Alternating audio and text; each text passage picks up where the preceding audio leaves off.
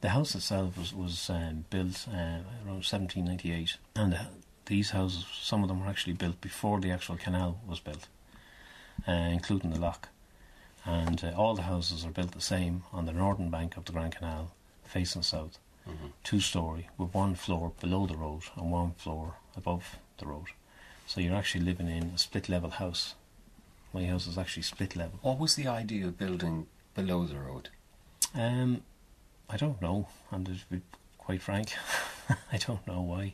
At the time, they were highly sought after. There was very, very few 2-storey houses in the area, and lock-keeping position with a 2-storey house and pay, and you were given an acre of land, was a highly sought after job, and was, highly people were very happy to take on a job like that.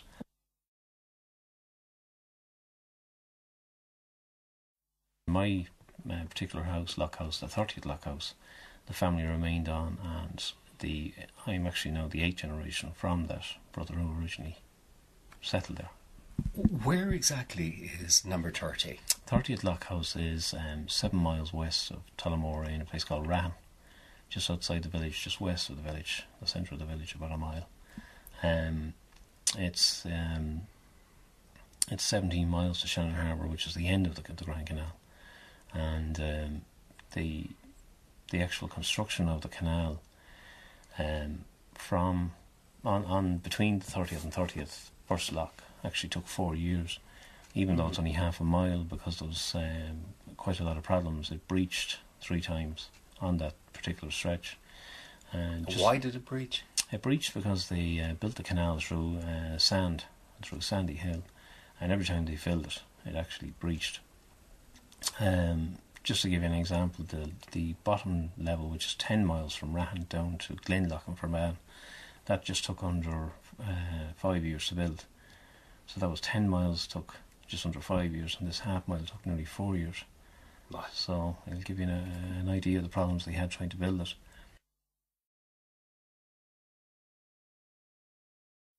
My grandfather took over in 1930, and when he took over, his father as well would have been well used to 100,000 passengers a year going through the canal, going to America and Canada and emigrating out of Ireland.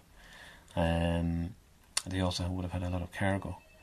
In the latter years, in the late 40s, my grandfather took over as canal agent as well as lockkeeper.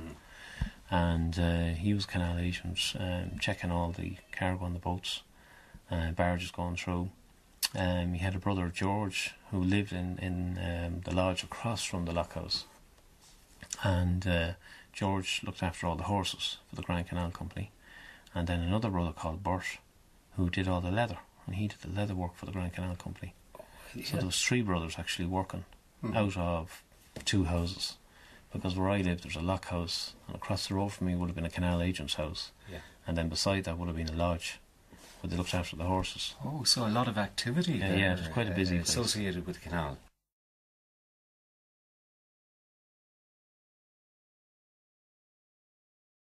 What kind of problems would you run into with lock gates? Well, normally we'd have racks breaking, sluices, cracking and things like that, and you'd have water going through them, so you'd have to get them repaired fairly quickly.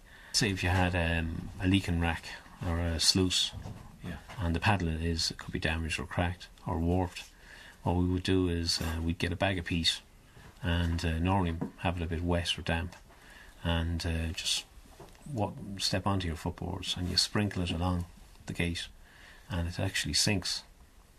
And when it sinks, the water pulling through the sluice, it actually blocks all the holes and gaps in it and seals it. So you've actually no water running through the gates, seals them up completely. It's a great method of sealing them. And the idea behind it is that if you didn't seal them, I'd have the lower level rising on me and the top level going down on me. So, because it's all different levels of water, so it's very, very handy.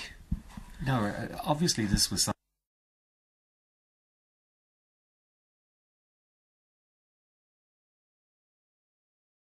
We used to have all these logbooks of actually the barges that went through and his writing was just beautiful. Now he had lovely ink writing, the old type ink pens, and he logged every the name of every boat, the crew that was on board, who was in charge, the cargo on the boat, where it was going, the date it went through, and very meticulous. Now, you know, the writing was beautiful. Now, he would have logged every single boat that went through.